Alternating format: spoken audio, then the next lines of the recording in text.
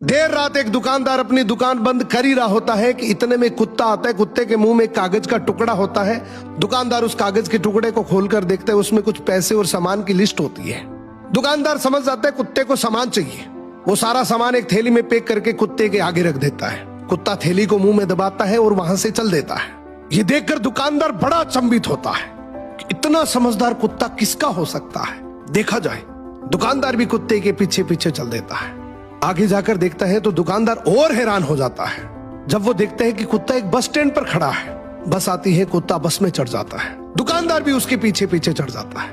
अब वो देखता है कि कुत्ता कंडक्टर को इशारा करता है, अपने गले की पट्टी दिखाता है। पट्टी में भी एक कागज का टुकड़ा होता है, उसमें पैसे और कुत्ते के स्टॉप का एड्रेस होता है। अब जैसे ही स्टॉप आता है, कुत्ता उतर जाता है। दुकानदार भी उस स्टॉप पर उतर जाता है और इसकी एक्साइटमेंट और बढ़ जाती है कि आखिर इस कुत्ते का मालिक कौन होगा। इतना समझदार, इतना वेल ट्रेन्ड कुत्ता आखिर किसका है। अब कुत्ता आगे चल रहा है, दुकानदार भी उसके पीछे पीछे चल रहा है। थोड़ी दूर जाने पर कुत्ता एक घर के आगे जाकर रुकता है तो दुकानदार समझ आता है कि यही इसका घर है। खूब देर तक कुत्ता दरवाजे की बेल बजाता है।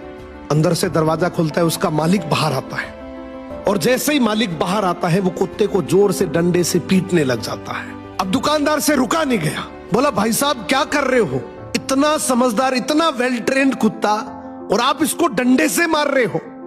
तो वो मालिक बड़े गुस्से में बोला, काहे का समझदार, बाहर गया था तो चाबी नहीं लेकर जा सकता था, घंटी बजा बजाकर मेरी नींद खराब कर दी। इस कहानी का मोरल यह है कि दुनिया की अपेक्षाओं पे खरा उतरने की कोशिश कभी मत करना, क्योंकि दुनिया को आपकी अपेक्षाओं का कोई अंत नहीं है। तुम अगर अपनी नजरों में सही और किसी और की नजरों में बुरे हो तो बोल दो उन्हें कि अपनी नजरों का इलाज करवाओ।